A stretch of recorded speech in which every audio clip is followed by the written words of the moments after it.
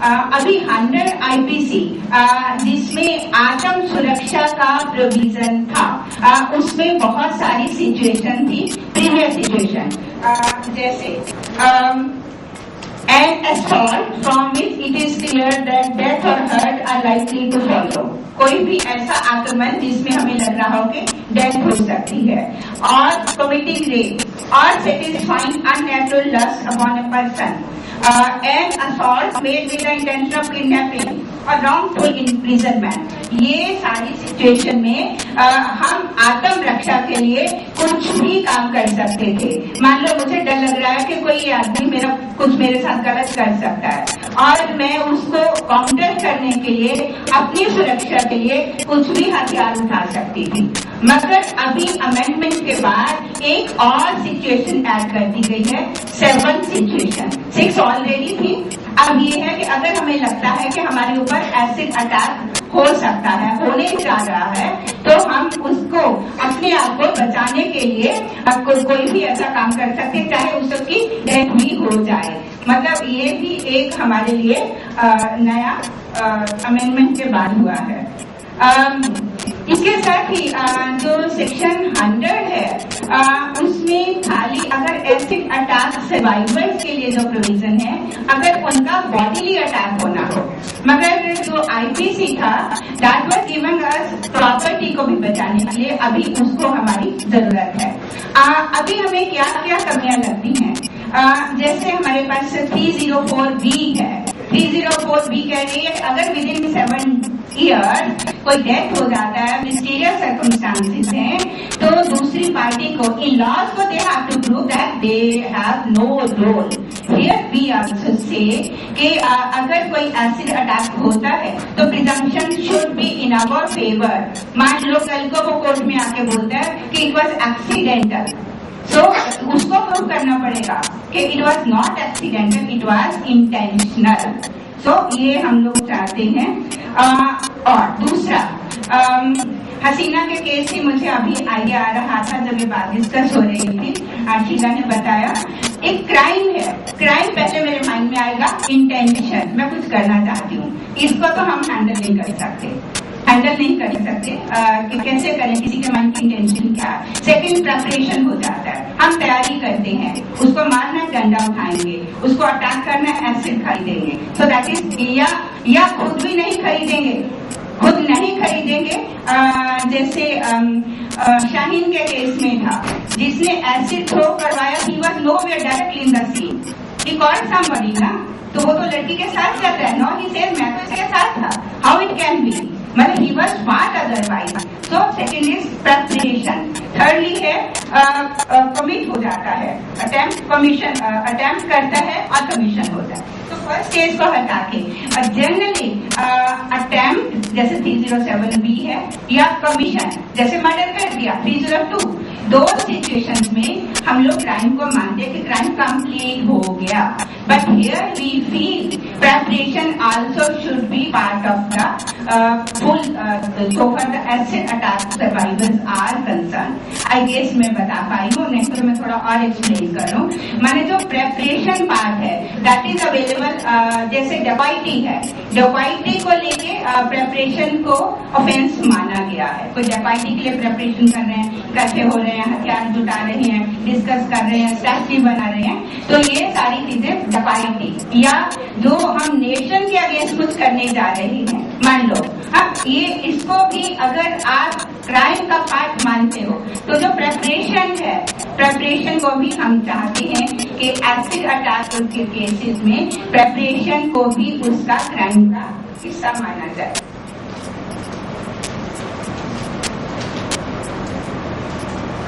हाँ, प्रिपरेशन का हो गया, सेल्फ डिफेंस का हो गया।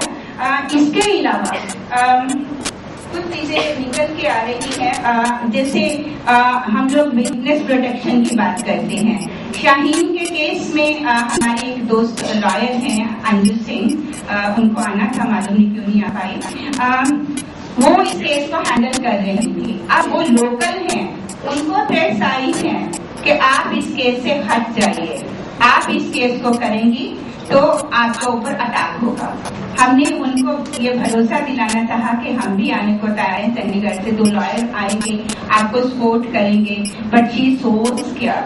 तो ऐसी सिचुएशन जैसे विटनेस को प्रोटेक्शन की बात आती है, द लॉयर जो इन केसेस को कंटेस्ट कर रहे हैं, कोर्ट में प्रेजेंट कर रहे हैं, उनको भी इसमें शामिल होने की जरूरत है, तो उनको भी प्रोटेक्शन की जरूरत है।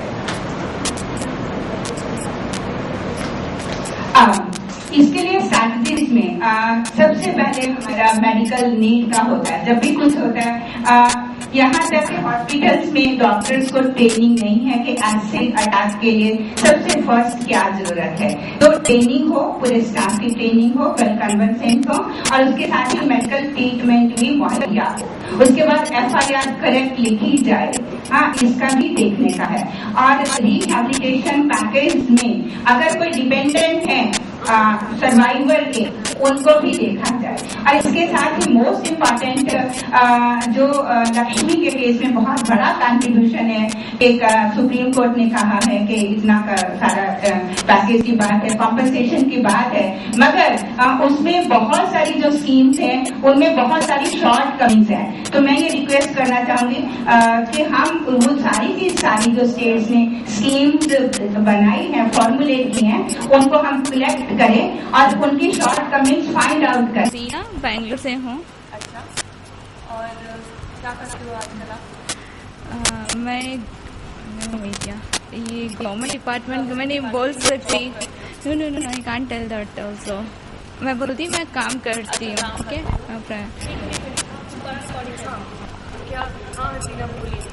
मैं बेंगलुरु से हूँ। मैं स्टेनोग्राफर के तौर पे मैं काम करती हूँ। अच्छा, और कहाँ रहते हो आप? मैं बेंगलुरु में रहती हूँ। सब बेंगलुरु में रहते हैं। हाँ, और आप क्या करते हो आजकल? NGO वगैरह में जॉब करते हो? हाँ, मैं मेक लव नॉट स्कार्स करके NGO है जो दिल्ली बेस्ड है, उनके साथ मिलकर मैं काम करती हूँ साउथ इंडिया में। साउथ इंडिया में। और आप दूसरों को, जो दूसरे व्यक्ति हैं उनको हेल्प करते हो? हाँ, दूसरे सर्वाइवर्स जो हैं अभी जो रिसेंटली अटैक हुआ, उनके लिए मैं सपोर्ट करती हूँ वॉलंटरीली। और किसने, आप बता सकते हो आपको प्रॉब्लम क्या किसने किया? मेरे साथ या जिसने जो मेरे साथ अटैक किया वो इंडियन एयरफोर्स में काम करता था। He was a defence person. उसी ने मेरे पर तेजाब फेंका क्योंकि मैंने उसकी बात नहीं मानी। वो प्रपोज किया तो मैंने रिफ्यूज किया। तो उसकी वजह से वो ग्रज में आके मेरे पर एसिड डाल दिया कि मेरी बात नहीं मानती और मुझे नहीं मिली तो किसी को नहीं मिलेगी तो करके। मतलब इसी की वजह से? हाँ, उसके बाद आपको क्या प्रॉब्लम फेस करनी पड़ी? बहुत प्रॉब्लम। जैसे अटैक हुआ तो मैं रोड पे पड़ी थी, कोई भी मदद के लिए नहीं आए थे, और जो आ रहे थे उसको भी दूसरे लोग रोक रहे थे कि पुलिस केस हो जाएगा, मत जाओ से करके। तो एक रोड में ऐसे एक लड़की आई थी जिसने मुझे हॉस्पिटल तक पहुंचाया। तो वहाँ पर भी डॉक्टर्स को नहीं पता चल रहा था कि क्या करना है। मैं ऐसे पड़ी रही 1 घंटे तक, कुछ भी नहीं, not even a first aid. तो उसके बाद मुझे एक गवर्नमेंट हॉस्पिटल में शिफ्ट किया गया जहाँ मैं 3 दिन तक पड़ी थी। तो वहाँ पर भी मुझे फर्स्ट एड नहीं मिला। तो मेरा जो बर्न्स था वो डीप होता गया और इन्फेक्शन बढ़ गया। बैंगलोर में ही हुआ था? बेंगलोर के हॉस्पिटल में ही। नहीं, आपका जो हाँ, अटैक भी बेंगलोर में ही हुआ। बैंगलोर में ही हुआ? हाँ, बैंगलोर में कहाँ पे हुआ था? It is specify the place. नहीं, मतलब कहाँ पे? इन द सेंस बैंगलोर में आप कहीं जा रहे थे, क्या हुआ? बेंगलोर में मैं काम के लिए जा रही थी मेरे ऑफिस में। तो वहीं पर हो गया, ऑफिस के गेट के बाहर ही। ऑफिस के किसी बात। और आप क्या सोचते हैं महिला हिंसा के बारे में? वुमेन जो हिंसा हो रही है, जो वायलेंस हो रहा है, वो तो हो रहा ही है। मतलब उसमें कोई बदलाव नहीं है या रोक नहीं है। क्योंकि एसिड अटैक होते होते अभी क्या हो गया है कि ना गरम तेल को गरम करके वो डालना शुरू कर दिए। क्योंकि एसिड अटैक होने से केस होता है, विटनेस होता है। तो बेंगलुरु में ही एक ऑयल अटैक हुआ है, दैट इज बॉइलिंग ऑयल, और पब्लिक में ही लड़की पे डाला गया। बिहार में हुआ है। तो इसमें क्या है ना कि दूसरा जरिया अपना रहे हैं, that's all. But violence on women वो तो रुका नहीं है। ये तो है, लेकिन आप क्या सोचते हैं कैसे इसे रोका जा सकता है? क्या करे गवर्नमेंट या क्या हम लोग क्या कर सकते हैं? गवर्नमेंट एक हद तक कर सकती है इसको, तो सोसाइटी, पब्लिक और जो घर से ही इसकी जो चेंजेस लानी है ना, तो उसमें लाना है। जैसे पेरेंट्स, जब बच्चा छोटा था तभी से उन पे ऐसा साइकोलॉजिकल इफेक्ट हो जाता है जहाँ वहाँ पर मेल और फीमेल डिस्क्रिमिनेशन, मतलब जब बच्चा सब सेकेंड क्लास, थर्ड क्लास, वहीं से अगर लड़का है तो उसको इम्पोर्टेंस देना घर में, लड़की को नीचा दिखाना, और हाँ, तो वहीं से एजुकेशन शुरू करना है कि लड़की और लड़का इक्वल हैं। और स्कूल में, हाँ, जेंडर इक्वालिटी, और इसको स्कूल में भी अवेयरनेस क्रिएट करना है स्कूल से ही। और आजकल क्या होता है ना, फैमिली में बच्चों के लिए वक्त नहीं मिलता है, और ऐसा होता है कि बच्चा कैसे बड़ा होता है, उसकी साइकोलॉजिकल और कौन से इन्वायरमेंट में पल रहा है, तो ये वहाँ से शुरू हो जाता है। ये अचानक कोई क्रिमिनल नहीं बन जाता है। इट डिपेंड्स, वो मतलब पैदाइश, उसके बैकग्राउंड, जब हिस्ट्री देखा जाए तो वो उसका कहीं ना कहीं फैमिली से दूर रहा होगा या कुछ इफेक्ट हुआ होगा, तब जाके ऐसे काम करते हैं। आपकी जब उसका इलाज नहीं हुआ था तो आप क्या करते थे? उस टाइम जॉब करते थे? मैं काम करती थी और बीकॉम थर्ड ईयर में करस्पॉन्डेंस में पढ़ रही थी। अच्छा, तो आप फैमिली आपको सपोर्ट की? मेरी फैमिली ने बहुत सपोर्ट किया है, बहुत सपोर्ट आज तक। मैं, मम्मी, पापा और बहन। और आपको बताना चाहेंगे क्या? वही है, बहुत सारे लॉज बन रहे हैं, लॉज हैं भी, लेकिन इसका इम्प्लीमेंटेशन नहीं होता है। कोई मैसेज आप देना चाहेंगे बस सोसाइटी को या मतलब इंडिया को? क्या नहीं? मेरा नाम आयशा है। कहाँ से हो आप? दिल्ली की ही रहने वाली हूँ। दिल्ली की ही रहने वाली हूँ। और आपकी फैमिली कहाँ रहती है? मेरी फैमिली भी दिल्ली में ही रहती है। कौन कौन फैमिली में? मेरे मम्मी पापा हैं, 2 भाई हैं, भाभी हैं, उनके 3 बच्चे हैं, जॉइंट फैमिली है। आप ये कब हुआ, ये कैसे हुआ? जब ये अटैक हुआ तब मैं दिल्ली में नहीं रहती थी। मैं शादी के बाद पानीपत चली गई थी। वहाँ पर क्योंकि मेरे हस्बैंड उतने एजुकेटेड नहीं थे और मैं उनके कंपैरिजन में थोड़ी एजुकेटेड थी, तो मुझे जॉब करनी थी क्योंकि इकोनॉमिक कंडीशन बहुत वीक थी। मैरिज थी वो घर वालों के अगेंस्ट की थी, लव मैरिज थी मेरी, तो इसलिए घर छोड़कर जाना पड़ा था। तो ये शहर ही छोड़कर पानीपत चले गए कि कुछ नया शुरू करते हैं। वहाँ जाकर मैंने जॉब के लिए ढूंढना कोशिश की, तो एक न्यूज़पेपर में मेरी फ्रेंड ने बताया, एक ऐड आई हुई थी गेन कॉलेज के नाम से, वहाँ काउंसलर की ज़रूरत थी। मैं वहाँ पर गई और उन्होंने मुझे रख लिया जॉब के लिए। अभी कुछ ही दिन हुए थे, मतलब जब रखा था उन्होंने, उसके बाद उनका ना अननेसेसरी प्रेशर, मतलब मैं किसी से फ़ोन पे बात करूँ तो वो उनको पसंद नहीं था, मतलब फ़ोन खींच लेना या ज़्यादा देर किसी को मेरे पास बैठे हो गई तो उसको उठा देना, तो ये सारी बातें होने लगी। तो मैंने उनसे बोला कि मैं इस तरह काम नहीं कर सकती हूँ, मैंने कहीं और जॉब ढूंढनी शुरू कर दी। लेकिन एक प्रॉब्लम ये आ गई थी, क्योंकि मेरी MBA का मैं वहाँ पर एडमिशन ले चुकी थी, वो एक यूनिवर्सिटी का लर्निंग सेंटर था, और मैं MBA में एडमिशन ले चुकी थी। 3 सेमेस्टर की मेरी फ़ीस भी जा चुकी थी, जो कि मेरे लिए बहुत मुश्किल से मैंने वो पे की थी। अब मैं ये चाहती थी कि मेरा 4th सेमेस्टर भी हो जाए, एटलीस्ट मेरी डिग्री वहाँ से निकल जाए, ताकि मैं वहाँ से वो जॉब छोड़ दूँ। लेकिन उनकी वो हरकतें इतनी ज़्यादा बढ़ती गई कि मुझे बीच में ही फैसला लेना पड़ा कि मैं जॉब छोड़ूंगी वहाँ से। तो मैंने किसी दूसरे ऑफिस में, वहाँ पर मैंने 2 साल काम किया। फिर आपने डिसाइड किया क्या? हाँ नहीं, 2 साल से पहले ही मैंने डिसाइड किया कि मैं वहाँ से जॉब छोड़ दूँगी। हाँ, तो जब मैंने जॉब छोड़ने के लिए बोला उनसे, कुछ महीने हुए थे तब वहाँ पर, तो मतलब इमोशनली बहुत ब्लैकमेल करते थे, जैसे अपने सर पर कुछ मार लिया, एकदम ब्लीडिंग होने लगी, या अपने हाथ की नस काट ली या कुछ, मतलब तो मुझे मजबूरी में वहाँ काम करना पड़ता था। लेकिन मैं ये सोच रही थी कि मैं किस तरह यहाँ से जॉब छोड़ूँ। एक बार मैंने दूसरे ऑफिस में ज्वाइन कर लिया, उन्होंने मुझे वहाँ से निकलवा दिया। मतलब उन्होंने ये कह दिया था कि अगर मैं इस शहर में हूँ तो पानीपत में मुझे कहीं भी काम नहीं करने देंगे, बिल्कुल। और मैंने बहुत कोशिश भी करके देखी थी।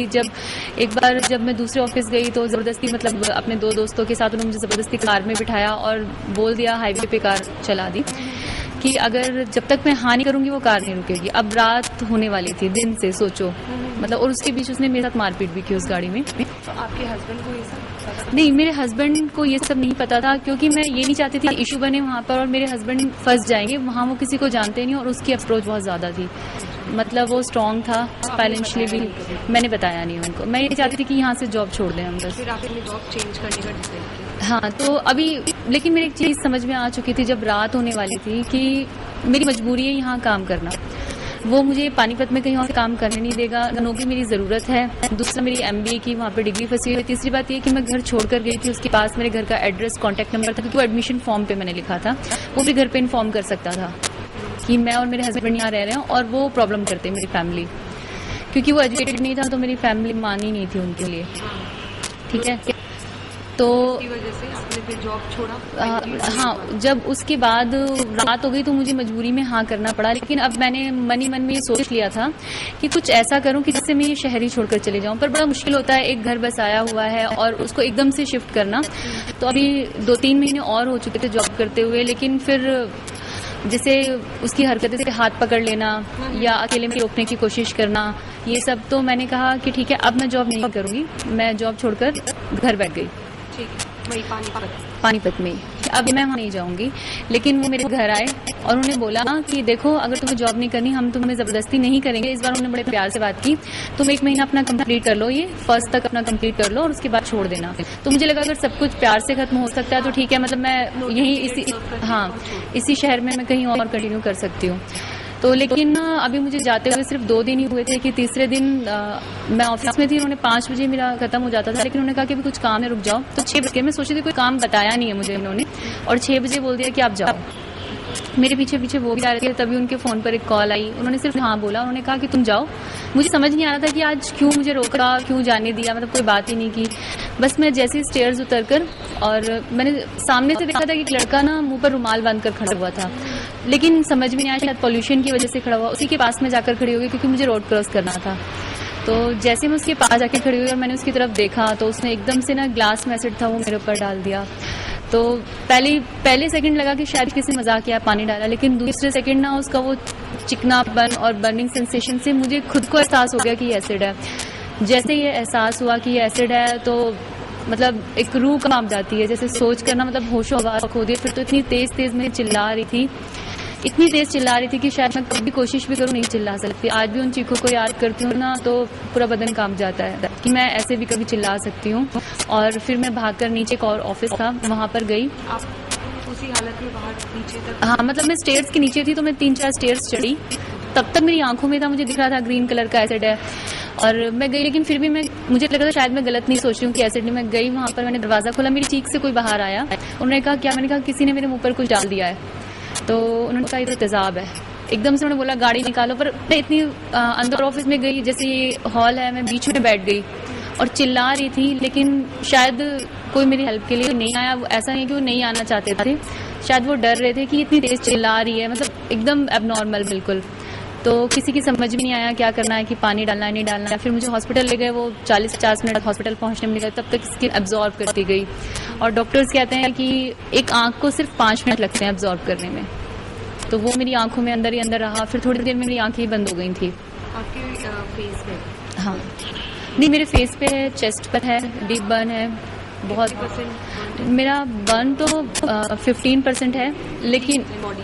हाँ, 15%, मतलब, लेकिन बॉडी नहीं है, फेस और चेस्ट है, मतलब जिसमें मेरी राइट आई कम्प्लीटली डैमेज हो गई है, मतलब मैं नहीं देख सकती हूँ उस आंख से। कौन लेके गया हॉस्पिटल? जो नीचे स्टाफ के लोग काम करते थे उन्होंने बोला, और उस बॉस, जो मेरा बॉस था, उसको भी बुला लिया, क्योंकि तब तक लोगों को पता नहीं था क्या है। हाँ, और मैं कुछ सोचने समझने की हालत में नहीं थी। फिर आप जब हॉस्पिटल पहुंचे तो डॉक्टर्स का क्या रिएक्शन था? हॉस्पिटल पहुंचे तब तक मेरे हस्बैंड को भी फ़ोन कर दिया गया था कि कोई एक्सीडेंट हो गया, आप आ जाइए। और मैं रो रही थी वहाँ पर। उन्होंने सबसे पहले बोला कि इसका सबसे पहला इलाज है कि पानी डालो। हाँ। लेकिन वो यही पूछ रहे थे कि कोई FIR, ये सब पूछना, इसमें काफ़ी टाइम लगा देते हैं। तो उस टाइम तक आप उसी हालत में थे? हाँ, उस टाइम तक उसी हालत में थी। उन्होंने सिर्फ मुझ पर पानी डाला और उन्होंने बोला ऐसे कि दिल्ली एम्स ले जाओ इसे, इसकी आंखों की हालत काफ़ी क्रिटिकल है। तो और क्योंकि चेस्ट पर डीप बर्न था, हार्ट के बहुत पास तक था, तो उन्होंने कहा ऐसे ले जाओ, लेकिन क्योंकि बॉस था, बॉस ने मैंने अपने घर पर भी किसी से कहकर फ़ोन करवा दिया था। मुझे लगा कि बॉस आ जाएगा तो वो नहीं चाहेगा अपने घर फ़ोन कर दूँ, तो मैंने कोई पास में खड़ा था कोई स्टूडेंट, उसको बोलकर अपने घर का नंबर देकर फ़ोन करवाया। मेरी फैमिली को पता लगा, उन्होंने कहा ठीक है आप आधे रास्ते तक आओ, हम आधे रास्ते आते ताकि जल्दी से हॉस्पिटल ले जाया जा सके। पर वो अपनी मर्जी से मुझे रोड तक लेकर गया। हाँ, हॉस्पिटल नहीं, एम्स नहीं ले गया। फिर मेरी फैमिली वहीं पहुंच गई थी, मुझे फिर रात में वहाँ से ले आए थे और दिल्ली अपोलो में फिर मुझे शिफ्ट किया गया था। लेकिन अपोलो में भी मैं कहूँगी ये सरकारी या प्राइवेट, मेरी समझ में नहीं आता क्यों ये चीज़ है कि उन्होंने भी कि FIR हुई है नहीं हुई है, पेपर दिखाओ ये दिखाओ, मतलब आपकी ट्रीटमेंट से पहले हाँ, मतलब उन्होंने 1 घंटा भी मुझे वहीं पर लगा दिया और फिर उसके अनलिमिटेड पैसों की डिमांड कर दी कि आपको अभी के अभी 5 लाख डिपॉजिट कराने पड़ेंगे। मतलब सोचो कि एक किस हालत में है। फैमिली को सपोर्ट नहीं की? नहीं, फिर हाँ मेरा भाई आया था, भाई आए थे, मेरे दोनों भाई आए थे। मतलब आखिर बेटी होनी क्यों, इस टाइम पर क्या होता है कि दोस्त रिश्तेदार सब छोड़ देते हैं, एक परिवार माँ बाप भाई ऐसे होते हैं कि जिनको हम कहते हैं कि कभी भी हाथ पकड़कर वापस चले जाओ। क्या किया, मतलब उन्होंने 5 लाख सबमिट किए? हाँ, उनके पास ही नहीं, उन्होंने किसी से लिया, जैसे कुछ कम हुआ अमाउंट पर डिपॉजिट कराया उन्होंने कि आप इसको एडमिट करो। हाँ, स्टार्ट करो, क्योंकि उनको भी आंखों का मेरा बड़ा लग रहा था कि आंखों में, डॉक्टर ने सुबह देखा, कहा कि ये नहीं देख पाएगी। और फिर कॉम्पेंसेशन आपका आगे फिर क्या हुआ, मतलब गवर्नमेंट के पास आप लीगल प्रोसीडिंग क्या हुई? हाँ, लीगल प्रोसीडिंग मेरी बहुत वीक रही, क्योंकि सिर्फ फर्स्ट डे मेरे पास पुलिस आई पानीपत से वही FIR के लिए, उसके बाद कभी पुलिस आई नहीं, कभी मुझसे कांटेक्ट ही नहीं किया। तो आप नहीं गए? नहीं, मेरी तो देखो ये हालत थी कि 6 महीने तक तो मैं चल नहीं सकती थी, मुझे दिखाई नहीं देता था, बहुत कम इस आंख से दिखाई देता था। तो मुझे, और हॉस्पिटल इतना आना जाना होता है ना कि एक दिन छोड़कर एक दिन हॉस्पिटल, उसके बाद इतना वीक हो जाता है कि अभी मैं इतनी देर खड़ी हो रही हूँ, मैं तब खड़ी भी नहीं हो पाती थी। मतलब हर जगह बस बैठ जाओ, चाहे वो सड़क है चाहे कहीं भी है, बस बैठ जाना है। तो मैं ऐसे कुछ हालत में नहीं थी, घर वाले बस मुझे लेना ले जाना, उन सब में ये सब कुछ छूट जाता है, नहीं हो पाया और ऐसा कोई सपोर्ट नहीं मिला। हाँ, अब फिर क्या हुआ, ऐसे ही 3 साल बीत गए मुझे घर में रहते रहते, ठीक है, और बहुत दुखी रहती थी। लेकिन जब फाइनेंशियली बहुत ज़्यादा प्रॉब्लम आई और फिर एक बार को फैमिली को लगता है मतलब कब तक, ये तो लाइफ लॉन्ग हो गया इलाज करवाना। तो फिर मैंने नेट पे सर्च किया कोई वुमेन ऑर्गेनाइजेशन मिल जाए मुझे, पर कहीं से पॉजिटिव रिस्पांस नहीं आया। एक ये 181 हेल्पलाइन है, इसका मैंने न्यूज़पेपर में पढ़ा उस दिन, तो मैंने कॉल किया क्या मुझे यहाँ से कुछ मिल सकता है सपोर्ट। उन्होंने मेरी फाइल मंगवाई, 2 महीने हो गए, उनका भी कोई जवाब नहीं आया। जब मैंने बहुत ज़्यादा कहा तो उन्होंने मुझे बुलाया। अब वहाँ की जो हेड है खदीजा, उन्होंने मुझसे मिली, तो एटलीस्ट उन्होंने मेरे लिए इतना किया कि उन्होंने हरियाणा गवर्नमेंट को लेटर लिखा। अब क्योंकि वो CM के यहाँ से गया था तो थोड़ा उसको इम्पोर्टेंस दी उन्होंने, और वहाँ से वो फिर हर एक डिपार्टमेंट में भेजा गया कि इस पर कोई एक्शन नहीं हुआ इस केस पर। तो तब 4 साल के बाद CGM परमिंदर कौर हैं, वो तभी वहाँ अपॉइंटमेंट थी, उनके पास वो लेटर गया और मैंने उसके साथ अपनी बिफोर और आफ्टर पिक्चर भेजी थी। मतलब उसको देखकर लगता है कि एक क्या हालत हो जाती है। तो उन्होंने मेरे पास खुद फ़ोन किया और उन्होंने कहा आज तक आपकी कोई स्टेटमेंट नहीं हुई है। मुझे पानीपत बुलवाया गया। मैंने कहा क्योंकि मुझे लॉ पर कोई भरोसा नहीं है, मुझे नहीं लगता उसकी तो जान पहचान इतनी है, वो कुछ मतलब मैं कुछ नहीं हो पाएगा। उन्होंने कहा लॉ के आगे कोई CM PM नहीं होता, आप आओ और इन्वेस्टिगेट, मतलब मैंने स्टेटमेंट दी बड़ी कॉन्फिडेंशियली। उन्होंने मुझे बुलवाया वहाँ, क्योंकि जान का खतरा था और बाहर सब वेट कर रहे थे SHO वगैरह कि किसका मैं नाम लेने वाली हूँ, और तब मैंने वो स्टेटमेंट दी। और उसके बाद ये मतलब विदिन 3 to 4 days पुलिस ने ये बताया कि इस तरह से ये 4 लोग इसमें थे, मेरा बॉस, उसकी वाइफ और 2 स्टूडेंट्स, जिनके थ्रू करवाया गया था ये। हाँ, मैं DSP ऑफिस में मिली थी उससे, जब इन्वेस्टिगेशन हो रही थी तब बुलाया गया था। तो तब वो कुछ बोल रहा था कि नहीं ऐसा कुछ नहीं था, कभी भी नहीं था, झूठ बोले जा रहा था। लेकिन पुलिस ने उससे पूछा और फिर इतना दबाव इसलिए हो गया क्योंकि मीडिया प्रेशर बहुत हो गया था। और CGM ने मीडिया को इन्फॉर्म कर दिया था, क्योंकि उनको भी लग रहा था कि पुलिस वहाँ की काम नहीं कर रही है, क्योंकि पुलिस ने ना क्लोज कर दिया था ये केस। 3-4 महीने के बाद उन्होंने बिना क्लोजर रिपोर्ट सबमिट के केस क्लोज कर दिया था। और उन्होंने जो रीज़न दिया वो भी बिल्कुल अनवैलिड था। उन्होंने कहा कि हमारे पास लड़की का एड्रेस नहीं था कि हम उससे कांटेक्ट करते हो, जबकि मेरा एड्रेस FIR पे मेंशन है। नहीं, दिल्ली वाला भी मेंशन है। लेकिन उन्होंने कुछ नहीं किया। जब बहुत मीडिया प्रेशर हो गया और रोज़ न्यूज़पेपर में, तो फिर पुलिस को मजबूरी में करना पड़ा, लेकिन फिर भी उन्होंने इतना नहीं किया। जैसे मैंने बताया था कि उसने मेरे साथ बहुत बार मारपीट की और सेक्सुअल हैरेसमेंट, लेकिन वो सब कोई चार्जेस नहीं लगाए पुलिस ने, क्योंकि उन्होंने कहा इसके अगेंस्ट केस नहीं, हम सिर्फ एसिड का केस देख रहे हैं आपका। अभी वो फ्री है? अभी वो फ्री है। उसे रात को अरेस्ट किया गया, सुबह बेल मिल गई उसे। वहाँ की तो मैं बताऊँ ना कि सब कुछ उसकी वहाँ इतनी जान पहचान है कि मुझे पता नहीं लगता था, आज इसकी बेल हो गई, मुझे 1 महीने बाद पता लग रहा है, इतना है। आप कोई मैसेज जो देना चाहोगे गवर्नमेंट को? हाँ बिल्कुल। एक तो जब एसिड अटैक होता है उसके बाद गवर्नमेंट से कुछ ऐसी फैसिलिटीज होनी चाहिए कि कोई डिपार्टमेंट ऐसा हो कि वहाँ खुद आए और सब कुछ बताए, मतलब ये जो केसेस का है या क्या करना है वो खुद, मतलब हमें नहीं भागना पड़े, वो करे। दूसरा कॉम्पनसेशन जो सुप्रीम कोर्ट ने कहा है 3 लाख है, मतलब इलाज में तो लाखों लग जाते हैं, घर मकान बिक जाते हैं, तो 3 लाख में तो क्या होता है। और वो कहते हैं कि सरकारी अस्पताल में इलाज करवाओ, तो वहाँ की हालत देखो जाकर कि कोई बर्न है तो उसके ऊपर मक्खियां बिनक रही हैं, तो मतलब वहाँ कैसे कोई इलाज करवाएगा। इन्फेक्शन का और खतरा, मतलब एक बीमारी है तो दूसरी भी बन सकती है वहाँ पर जाकर। क्या वो खुद वहाँ जाकर इलाज करवाते हैं? ठीक है।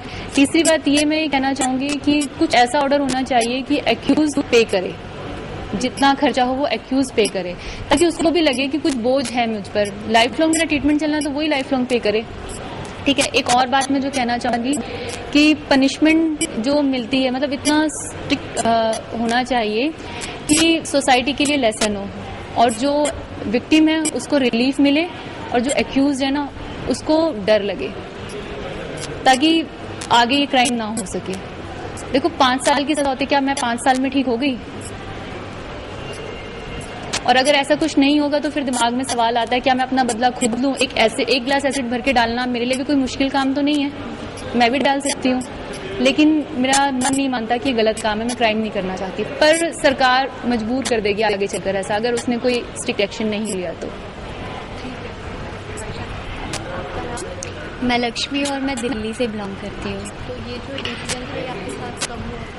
ये इंसिडेंट मेरा 2005 में हुआ था और मैं उस टाइम पे 15 इयर्स की थी, और एक लड़का था जो 32 साल का था और वो मुझसे शादी करना चाहता था, और बहुत अच्छे रिलेशन थे, 2.5 साल से हम लोग एक दूसरे को जानते थे, और उसकी सिस्टर जो थी वो मेरी बहुत अच्छी दोस्त थी, घर में आना जाना सब कुछ रहता था, और पता ही नहीं उनको कब मुझसे प्यार हो गया। और फिर उसी 10 महीने पहले ही, अटैक के 10 महीने पहले उन्होंने मुझे प्रपोज किया था शादी के लिए, तो मैंने मना कर दिया था, और मैंने स्ट्रिक्टली बोला कि मैं तो आपको भाई मानती हूँ और आप इस तरीके से मेरे बारे में कैसे सोच सकते हैं। फिर 10 महीने के बाद उन्होंने मुझे फिर से प्रपोज किया, फिर उसके बाद मैंने कोई रिस्पांस नहीं दिया, और उन्होंने मेरे को मैसेज किया, उन्होंने मेरे को फ़ोन में मैसेज किया कि लक्ष्मी मैं तुमसे प्यार करता हूँ, शादी करना चाहता हूँ। तो उसके बाद उसका भी कोई रिस्पांस नहीं दिया मैंने, और उसके बाद उन्होंने कहा मुझे अभी और इसी वक्त जवाब चाहिए, तो वो भी मैंने कोई रिस्पांस नहीं किया। फिर 21 को मैं एवरी डे की तरह ही जॉब पे जा रही थी, और उसके बाद उनका कॉल आया 21 अप्रैल को कि लक्ष्मी तुम तो कुछ करना चाहती हो ना, कुछ बनना चाहती हो ना। तो मैंने नॉर्मली हाँ बोला। कभी भी मैं बहुत अजीब ढंग से और बहुत गुस्से में कभी किसी से बात नहीं करती थी, बहुत नॉर्मल रहती थी। मैंने उनको नॉर्मली हाँ बोला, और उसके बाद फिर उन्होंने कहा ठीक है, और फ़ोन को कट कर दिया। 22 अप्रैल को मैं वैसे ही जा रही थी, और वो लड़का और उनके छोटे भाई की गर्लफ्रेंड दोनों ही आए खान मार्केट, जहाँ पे आज मेट्रो स्टेशन बन चुका है, वहाँ पे। और मैं जा रही थी और आके दोनों आए, मेरे फेस पे हाथ रखा और ज़मीन में मुझे धक्का मारा, और उसके बाद मेरे ऊपर एसिड डाला, और ग्लास में एसिड लेके आए थे। ये इंसिडेंट आपने उनका मैरिज प्रपोजल देना है कभी इसीलिए इंसिडेंट? बिल्कुल, उन्होंने मुझे शादी के लिए बोला था, शादी के लिए मना कर दिया। हाँ, इसीलिए एसिड फेंका। और उसके बाद फिर उन्होंने एसिड डाला और वो लोग वहाँ से भाग गए, और मैं काफ़ी देर तक मैं बेहोश हो गई, और मुझे ऐसा लग रहा था कि मैं कुछ सपना, मुझे ऐसा फील हो रहा था, और मुझे बहुत जलन हो रही थी। और जब मुझे बहुत ज़्यादा मुझे लगा, और मैं जोर जोर से चीखने लगी, चिल्लाने, पैर हाथ पटकने लगी वहाँ पे। और उसके बाद फिर वहाँ पे कोई भी मदद के लिए नहीं आ रहा था, कोई नहीं। मैं गिरते गिरते रोड के उस पार चली गई। 3 बार कार से मेरा एक्सीडेंट भी हुआ एसिड अटैक के बाद, तो वो कार वाले भी आके उन्होंने मुझे कोई मदद नहीं की। हाँ, और किसी ने उन दोनों को भी रोकने की कोशिश की? नहीं, बाद में मुझे ये पता चला था कि 2 बाइक वाले उनके पीछे गए थे, उनको फॉलो कर रहे थे, लेकिन नहीं पकड़ पाए, ये मुझे बाद में पता चला था। हाँ। हाँ, मुझे पता चला था। लेकिन वहाँ पे जिस टाइम पे मुझे भी सपोर्ट की ज़रूरत थी, वहाँ पे कोई मुझे सपोर्ट नहीं कर रहा था। और उसके बाद फिर मैं चीखी चिल्लाई। फिर वहाँ पे एक ड्राइवर अंकल थे, अरुण सिंह, वो आए और उन्होंने आके मुझसे पूछा कि कौन हो तुम, कहाँ रहती हो। मैंने पूरा एड्रेस वगैरह दिया, सब दिया। उन्होंने मेरे पापा मम्मी को लेके आए, PCR बुलाई। उन्होंने एक अकेले इंसान ने मेरी मदद करी। उनके अलावा जो आसपास लोग थे, वो तो पूरा राउंड बना के बहुत अच्छे से तमाशा देख रहे थे वो लोग। और उसके बाद मुझे PCR लेके चली गई हॉस्पिटल। मेरी स्कीम थी, मैं अपने आप को ऐसे करके दोनों हाथ किए हुए थे और उसके बाद मैं अपने आप को देख रही थी कि मेरी स्कीन जमीन पे टपक रही है, एकदम पिघल रही है। हाँ, और बहुत टपक रही है और मैं रोए जा रही हूँ। बस मैं अपने पापा को याद कर रही हूँ। फिर हॉस्पिटल पहुँचने के बाद पहुँची तो वहाँ पर मेरे ऊपर 20 बाल्टी पानी डाला गया RML हॉस्पिटल में। लेकिन जब मेरे पापा आए, उन्होंने मुझे हग किया तो पापा का पूरा शर्ट, 20 बाल्टी पानी डालने के बाद भी पापा का पूरा शर्ट जल गया। इतना एसिड का वो, इतना ज़्यादा तेज था वो एसिड। फिर 2.5 महीने मैं RML हॉस्पिटल में रही और उसके बाद मेरे पापा मुझे वहाँ बताते थे कि जो तुम्हारे साथ हुआ है ना, वो मतलब और भी लड़कियों के साथ हो रहा है। मुझे मालूम ही नहीं कि मेरे साथ क्या हुआ है, मुझे एसिड के बारे में नहीं पता था। लेकिन उसके बाद जब मैं गई, पहली बार अपने आप को घर में देखा शीशे के सामने, तब मुझे पता चला कि एसिड क्या होता है।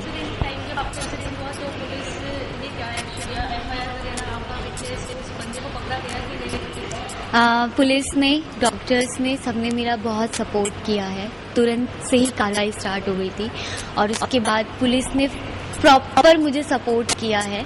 और उसके बाद 4 दिन के बाद वो लड़का अरेस्ट हुआ था। हाँ, स्टार्टिंग से मुझे पुलिस का प्रॉपर सबने मुझे अच्छा रिस्पांस दिया है। फिर उसके बाद पुलिस 4 दिन के बाद जब वो लड़का अरेस्ट हुआ, 1 महीने के बाद वो लेडी अरेस्ट हुई और गर्लफ्रेंड थी, वो अरेस्ट हुई। फिर उसके बाद उनका सामना मतलब बाद में करवाया गया कि हाँ वही थी वो। और उसके बाद फिर लड़के को 4 दिन के बाद अरेस्ट हुआ, 1 महीने के बाद उसको बेल मिल गई, ईजिली बेल मिली है उसको। और उसके बाद जब बेल मिली, उसने तुरंत शादी कर ली बेल मिलते ही। वो जेल में ही थी, उसको बेल ही नहीं मिल पा रही थी, ये हो रहा था। और उसके बाद वो लड़का जो जेल 1 महीने के बाद निकला, शादी किया, 1 साल तक बाहर रहा, 2 बच्चे भी हो गए उसके। और उसके बाद फिर उसको 2009 में लड़के को 10 साल की सज़ा हुई और वो लेडी को 7 साल की थी। हाँ, बिल्कुल। और उस लेडी को इस पीरियड के बीच में बेल मिली थी या वो throughout the time jail में थी? वो जेल में ही थी और वो हाँ, बेल मिल गई उसको। 2-3 बार लड़के को बेल मिली है और अब वो जेल में है कंटिन्यूअस। और मेडिकल में जैसे आपको क्या परेशानी आ रही फाइनेंशियली और आपको जो कंपनसेशन स्टेट गवर्नमेंट से मिला या नहीं मिला? मुझे शुरुआत से ही मुझे गवर्नमेंट की तरफ से कोई सपोर्ट नहीं मिला है। अब जाके तुरंत में इस साल जब लास्ट ईयर आया था 3 लाख का कंपनसेशन का सुप्रीम कोर्ट का, हाँ, तो अब जाके उन्होंने, अब वो जो आया था इम्प्लीमेंट हुआ है, उसका मुझे 3 लाख मिला।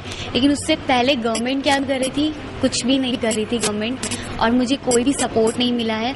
मेरे पापा ने जितना कुछ था मेरे पापा ने किया है, मेरे पापा की बॉस ने किया है और टोटली पूरा ट्रीटमेंट। लेकिन आज तक अभी भी मेरा ट्रीटमेंट पूरा नहीं हुआ है। 2005 से 2009 तक मेरे 7 ऑपरेशन हो चुके हैं। और आपके पापा के अलावा जो आपके बाकी फैमिली मेम्बर्स, रिलेटिव्स थे, उनका क्या रिएक्शन था? मेरे घर में हम 4 जने हैं, पापा, मैं और मम्मी, भाई। और उसके बाद जो मेरे रिश्तेदार थे उन्होंने साथ छोड़ दिया और जो फ्रेंड्स थे उन्होंने भी साथ छोड़ दिया। उससे पापा भी डिप्रेशन में आ गए और कुछ टाइम के बाद पापा की डेथ हो गई और अभी रिसेंटली में मेरे भाई की भी डेथ हो गई। उससे एसिड अटैक होने के बाद सिर्फ एक लड़की के ऊपर एसिड अटैक नहीं होता है, उसकी पूरी फैमिली के ऊपर एसिड अटैक होता है। पूरी फैमिली उसकी जलती है, तिल तिल करके मरती है। मेरी आंखें भी है, बहुत सारी लड़कियों की ऐसी कि वो देख भी नहीं सकती है। उसका जवाब कौन देगा?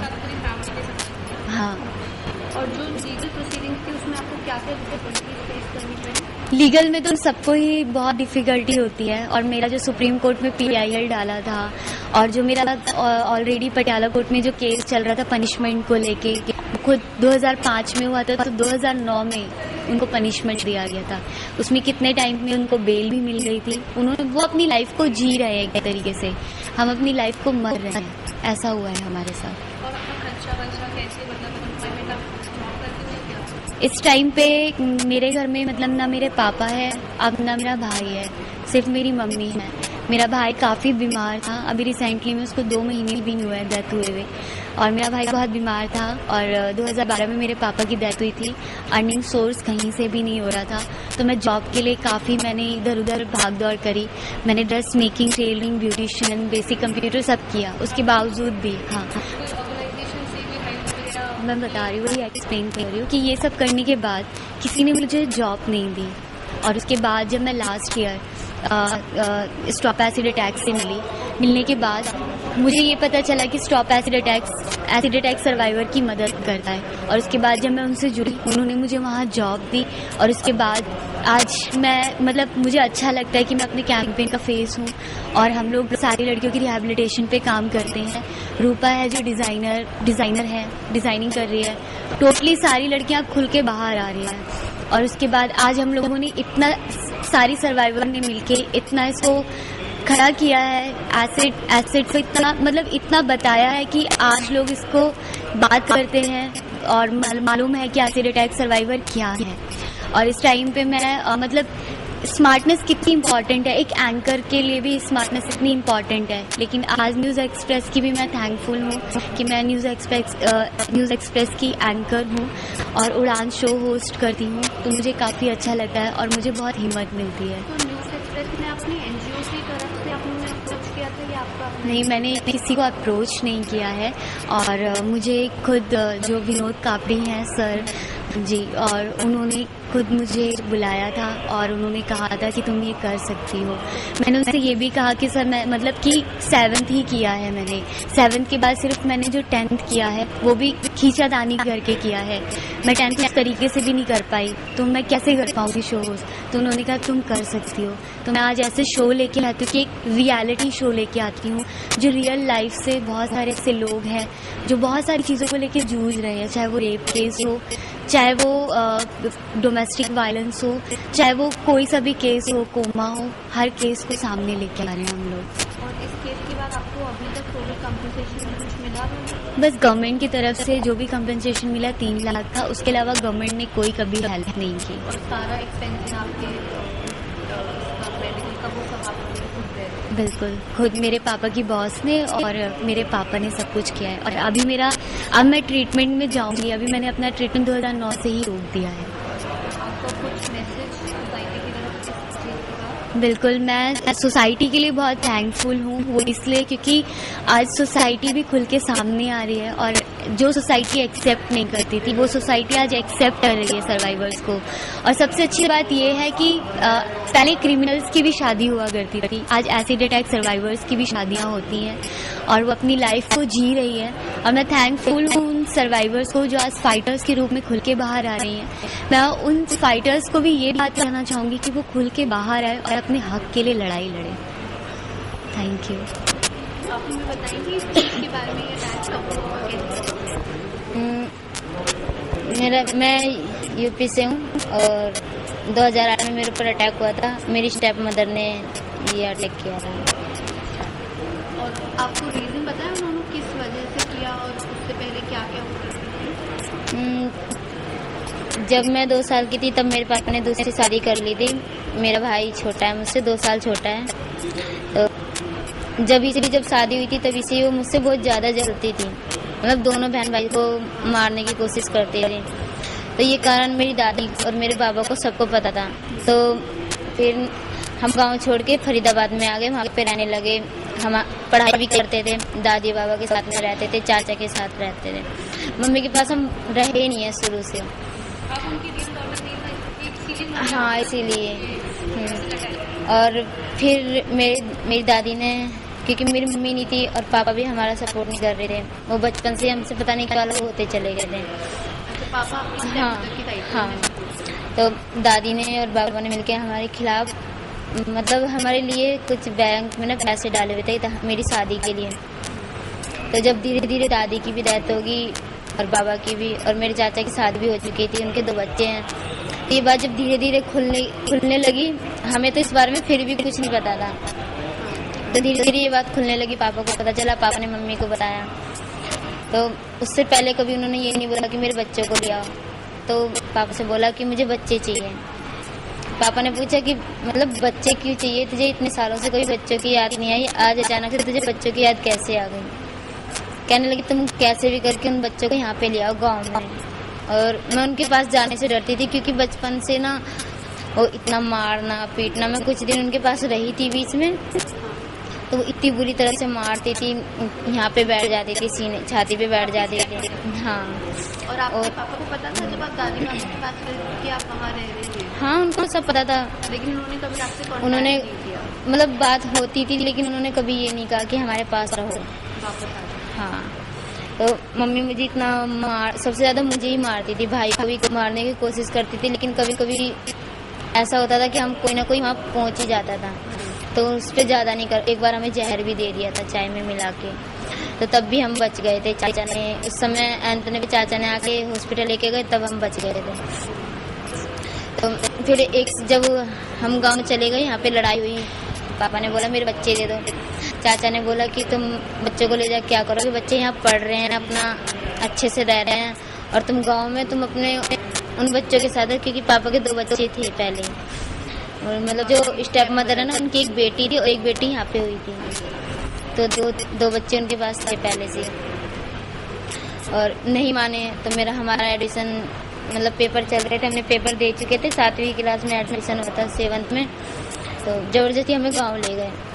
भाई को तो वापस चाचा ने बुला लिया था कि उसको पढ़ा देंगे या कुछ काम सिखा देंगे, गाँव में आवारागर्दी करेगा। भाई तो आगे, मैं रह गई अकेली। जब तक वो पैसे उन्होंने अपने नाम नहीं करा लिए पापा ने, मतलब दादी ने आपको हाँ, यहाँ से जबरदस्ती लड़ाई करके उनसे ले लिए और मम्मी के नाम करा दिए। तब तक हमें प्यार से रखा मुझे। और जो मेरी पहली मम्मी थी ना, मैं उनकी मम्मी के पास चली गई थी। कुछ दिन वहाँ पे रही मैं, मुश्किल से 1 साल रही मैं गाँव में। उसके बाद जब ऐसे सब कुछ उनके पास आ गया, उन्होंने मुझे परेशान करना शुरू कर दिया। आपके पापा और पापा ने नहीं, मम्मी ने। पहले कम करती थी, लेकिन बाद में और ज़्यादा कर दिया। रोज मिनट पे बात पे मारना, छोटी छोटी बात पे मारना, और खाली बैठने का तो बिल्कुल भी, मतलब मैं खड़ी नहीं हो सकती थी, कुछ ना कुछ काम बताती रहती थी। पापा ने कुछ नहीं लिया। अगर मैं उनको बताती थी ना कि मतलब मम्मी मेरे साथ ऐसा कर रही है, तो वो उल्टा मुझे ही समझाते थे कि चाचा के पास नहीं गए? मतलब वापस आने का तो कोई मौका नहीं था कि मैं वापस दिल्ली आ सकूं। तो जब ये बात चाचा को पता चली, उन्होंने मेरी शादी करने का फैसला लिया, क्योंकि कुछ नहीं कर सकती। और उस समय मैं बाहर भी नहीं निकल सकती थी, घर से मैंने कभी निकली नहीं। अभी इतना निकलने लगी, 1 साल से मैंने इतना मतलब बाहर निकल के देखा है मैंने। नहीं तो कभी नहीं निकली। आपकी स्टेप मदर निकलने ही नहीं देती। और फिर यहाँ पे चाचा के पास रहती थी, पढ़ाई करती थी, स्कूल से घर, घर से स्कूल, तो वहाँ भी कहीं नहीं गई। मुझे कुछ भी नहीं पता था बाहर के बारे में। चाचा के साथ आप फरीदाबाद में रहती थी? फरीदाबाद में।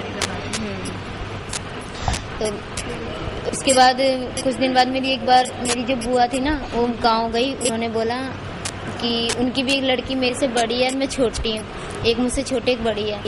तो जब शादी की बात चली, तो जो उनकी बेटी थी ना, स्टेप मदर की, उनकी शादी मेरे साथ ही हो रही थी, दोनों की साथ में ही कर रहे थे। तो ये बात उनको मतलब मंजूर नहीं थी।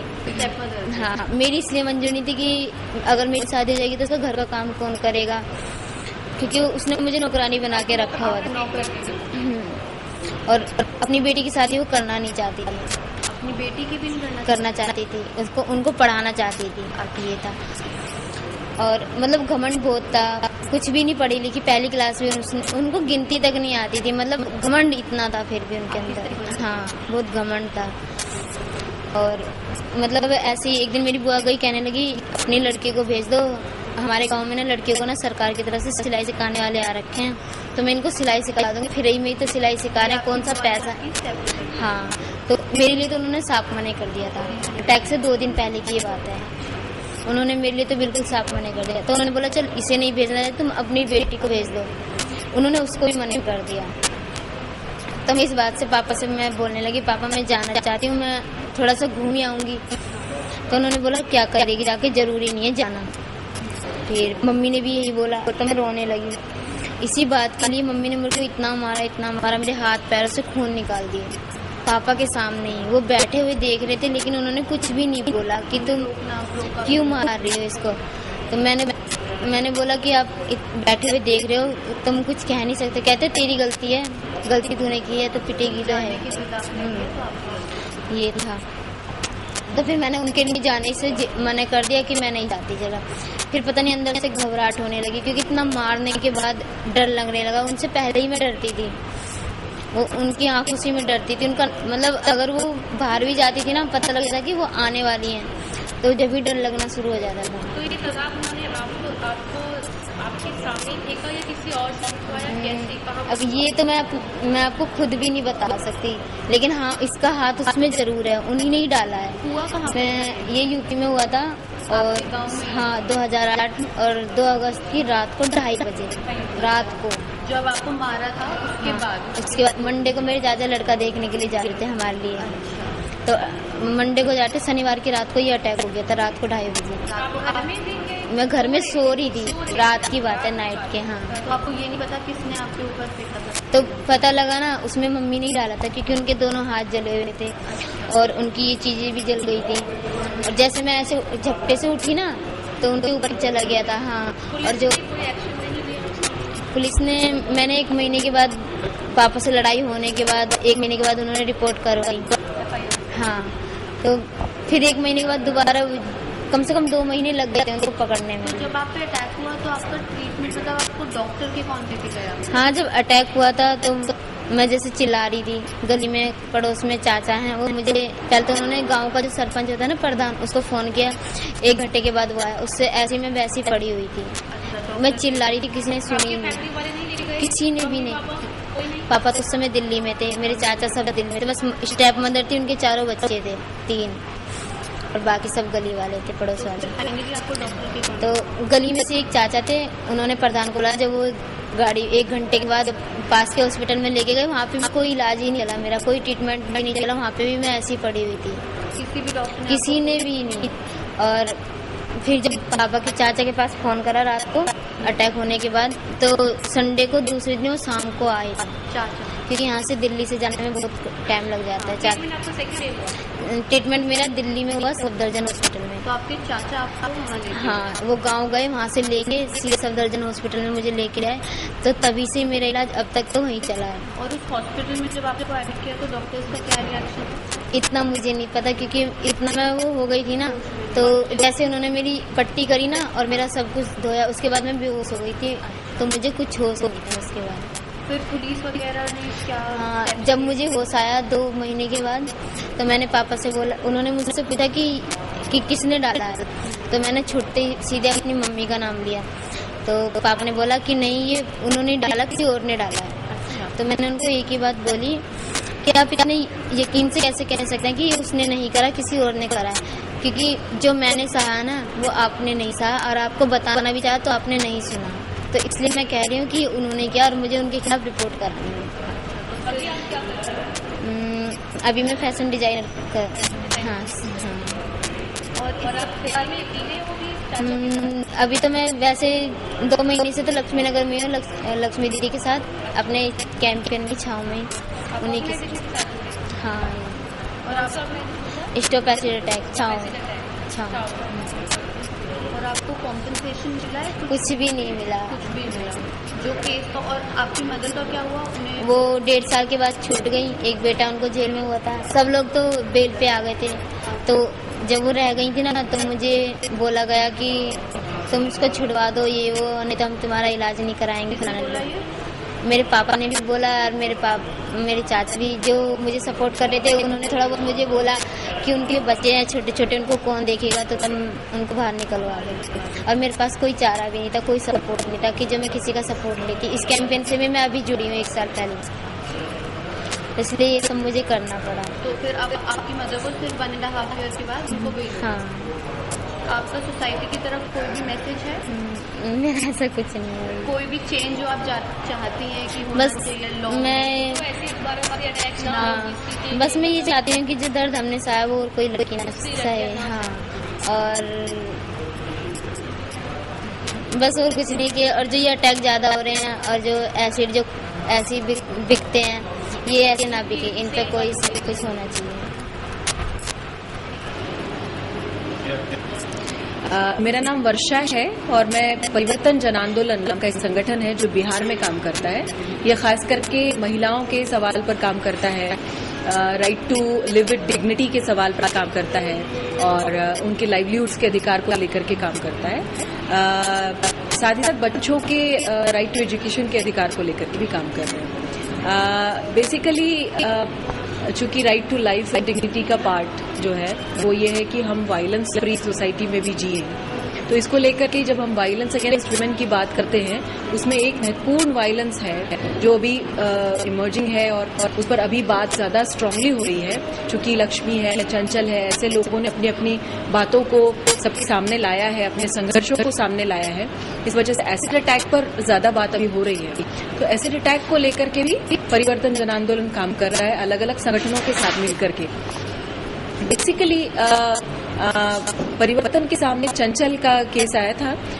चंचल 18 साल की लड़की है जो बहुत टैलेंटेड लड़की है, कंप्यूटर इंजीनियर बनना चाहती है, लेकिन उसके साथ उसके गांव के ही 4 दबंग लड़कों ने उसके ऊपर एसिड फेंक करके उसको बहुत बुरी तरह से जख्मी किया था। कारण ये था कि वो लगातार उसको सेक्सुअल हैरेसमेंट कर रहे थे और उसने बोल्डली अपोज किया और उस अपोजिशन के विरोध में इन्होंने उसके ऊपर एसिड फेंका था। उसके बाद की जो स्थिति थी वो बहुत भयानक थी। एक तो एसिड पड़ा, इसकी जानकारी उनको भी नहीं थी, अवेयरनेस नहीं था, तो वो खुद भी नहीं, फर्स्ट एड के बारे में मालूम नहीं था। पीएमसीएच में गए, पीएमसीएच में वो 12 बजे पहुंचे थे। तब से लेकर के सुबह तक किसी डॉक्टर ने उनको एंटरटेन नहीं किया, कोई फर्स्ट एड नहीं मिला। वो पूरा का पूरा एसिड जो था वो उसके अंदर सीप करते चला गया, उसकी सिर्फ स्किन नहीं, वो टिश्यूज मसल्स तक चला गया, काफी गहरा वुंड बना। इसके लिए जिम्मेदार जो है वो पीएमसीएच का एडमिनिस्ट्रेशन है, वो डॉक्टर्स है जो उस दिन ड्यूटी पर नहीं थे। लेकिन ये बात कहीं नहीं आती जब हम केस की बात करते हैं, तो एक्यूज्ड वो होता है जिसने एसिड फेंका, है ना। तो बेसिकली एक तो ये था। दूसरी तरफ पुलिस जो थी वो पुलिस ने भी सही से केस नहीं लिखा। में जो एक्यूज थे उनके नाम भी नामजद नहीं किए, नेम्स नहीं थे एक्यूज। तो हम लोगों ने बहुत प्रेशर बनाया, तब जाकर के सही सेक्शंस लगे, एक्यूज के नाम उसमें दर्ज हो पाए। उसके बाद जो बड़ा संघर्ष था वो चंचल का खुद का था, क्योंकि जिस तरह का ट्रॉमा फेस करता है एक इंसान आफ्टर एसिड अटैक, तो उसके साथ फिर बातचीत, उसके साथ काउंसलिंग्स, उसके परिवार के साथ काउंसलिंग्स, कई सारे लोग आते थे, पॉलिटिशियंस ने उनको उठा करके किसी को बिना बताए रांची ले करके गए, कई सारी चीजें इस बीच में हुई। लेकिन एक ऑर्गेनाइजेशन के तौर पर हम लोग चंचल के साथ लगातार खड़े रहे और भी कई केसेस एसिड अटैक के हम लोगों ने फिर उसके बाद उठाए, तो लगातार उन सर्वाइवर्स के साथ हम लोग खड़े हैं। मुझे ये लगता है कि एक संगठन का उस सर्वाइवर के साथ खड़े होना बहुत जरूरी है, क्योंकि उसके गांव में जो थ्रेट्स है, उसको चलने फिरने में थ्रेट्स है, वो जो केस फाइल किया है और लड़ रहा है, उसको लेकर के भी जो चीजें हैं वो अकेले फेस करना मुश्किल हो जाता है। अगर कोई संगठन साथ में है तो वो एक मोरल बना रहता है, एक सपोर्ट मिलता है। दूसरी बात है कि लॉयर्स, कमिटेड लॉयर्स का मिलना बहुत मुश्किल होता है। तो HRLA जैसे ऑर्गेनाइजेशंस हैं जिन्होंने हमें सुप्रीम कोर्ट में एक PIL करने में मदद किया। इस केस को हम लोग वहीं तक स्टेट लेवल पर ही हम लोग कुछ कर पाते, लेकिन वीडियो वॉलंटियर्स नाम का एक संगठन है जो वीडियोस बना करके चीज़ों को प्रमोट करते हैं, उसमें बदलाव लाया जाए इसके लिए कोशिश करते हैं। उन्होंने एक फिल्म बनाने में मदद की और इस फिल्म को अपने वेबसाइट पर भी डाला। फिर हम लोगों ने change.org नाम के एक संस्थान का मदद लिया, ऑनलाइन पिटीशन किया। इतना ही हम लोग नहीं रुके, लगातार प्रेस कॉन्फ्रेंसेस करते रहे।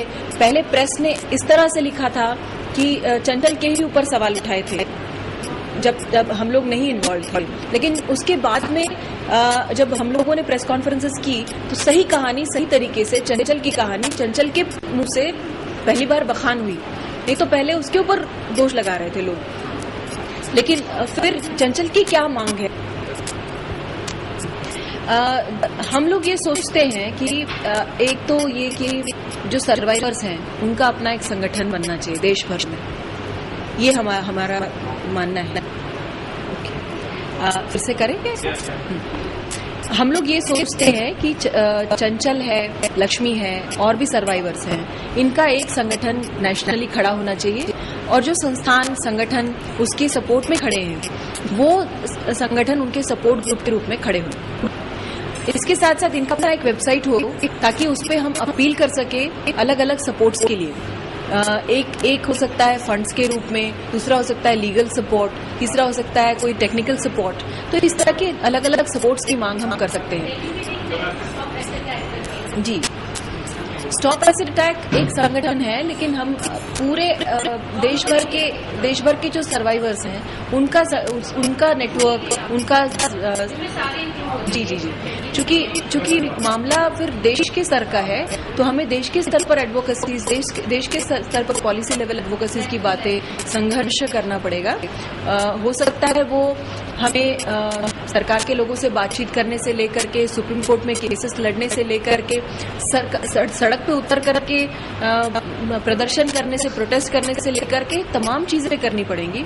तो उसके लिए दो तीन चीजें हैं। एक तो ये कि हमारे पास जैसे आप डॉक्यूमेंट्री बना रहे हैं उस तरह के हथियार खड़े हो। जैसे मैंने एक फिल्म बनाई थी, आज मैंने स्क्रीन की, उसको सुप्रीम कोर्ट में एज ए एविडेंस प्रेजेंट किया जा रहा है। जो हम लोगों ने चंचल के केस में एक PIL दर्ज की है जिसमें HRL हमें मदद कर रहा है, उस केस में वो फिल्म जो आज मैंने चंचल की बनाई थी वो फिल्म उसमें एज अ एविडेंस हो रही है। तो ये टेस्टिमोनी जो आज आप कर रहे हैं, हो सकता है कि आगे चल करके इनका उपयोग हम ये जो एडवोकेसी, पॉलिसी लेवल एडवोकेसी करेंगे उसके लिए, ये करके करना क्या है, ये एडवोकेसी, ये प्रदर्शन, ये फिल्में, ये नेटवर्क, ये संगठन, ये सब माध्यम है। हमें चाहिए एक proper all inclusive holistic law legislation, और सिर्फ वो लेजिस्लेशन बन करके ना रह जाए, उसका सही इम्प्लीमेंटेशन भी हो। तो उसके लिए तो हम उसमें क्या क्या कर रहे हैं, जस्टिस की बात कर रहे हैं, उसमें कॉम्पनसेशन की बात कर रहे हैं, पूरे रिहैबिलिटेशन की बात कर रहे हैं, restoration of face and body की बात कर रहे हैं।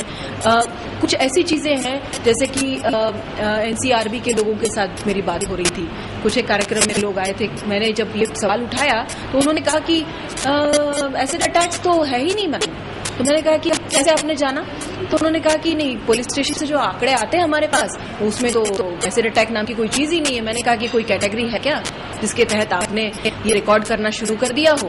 तो आप प्लीज होम मिनिस्ट्री को ये कह दें कि ऐसी एक कैटेगरी होनी चाहिए जो पुलिस स्टेशन में इस कैटेगरी के तहत भी क्राइम जो हो रहा है उसको रिकॉर्ड करना चाहिए। तो बेसिकली ये सारी चीजें हैं जो मन में है। सब लोग, अलग अलग संगठन के लोग यहाँ आए हैं, सर्वाइवर्स खुद हैं। तो ये सर्वाइवर्स का जो एक संगठन बन करके, नेटवर्क बन करके, उसके सपोर्ट में लोग खड़े हुए और फिर कैसे जस्टिस के लिए, कॉम्पनसेशन के लिए, रिहैबिलिटेशन, रिस्टोरेशन, और सबसे बड़ी बात है प्रिवेंशन ऑफ एसिड ना, वो कैसे वो हम इंश्योर कर सकते हैं, इसके लिए हम इकट्ठे मिलकर के कैसे प्रयास करें, ये इम्पोर्टेंट होगा।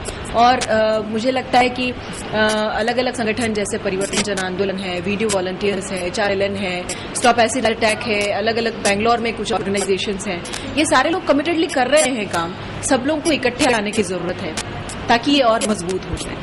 Thank you.